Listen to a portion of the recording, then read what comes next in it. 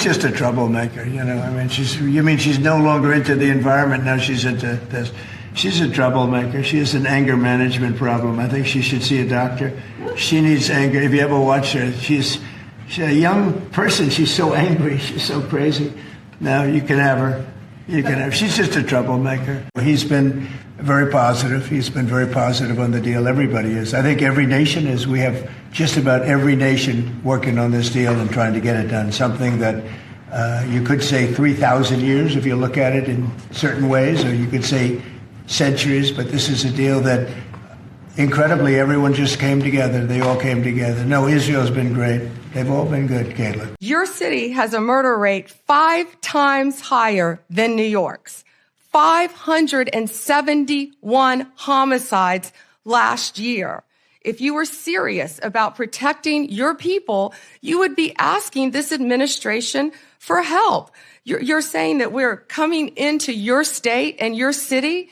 We're there to help make America safe and Illinois safe, whether or not you want to. We're going to transfer Texas National Guard units to the state of Illinois.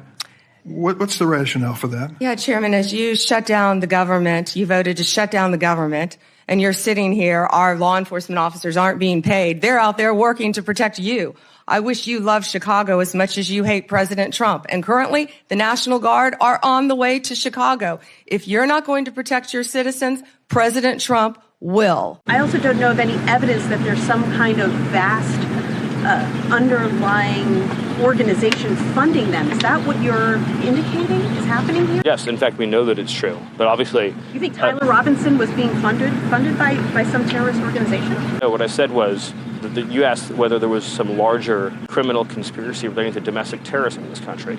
And I said, yes, there absolutely is. Now, of course, Antifa has been designated as a domestic terrorist organization, but it's only one example of many in which we have, it's typically a continuum of violence. It involves both organized doxing, it involves violent threats and intimidation, it involves explicit calls to commit violence against a targeted person, and then that tends to escalate into physically violent and obstructive acts.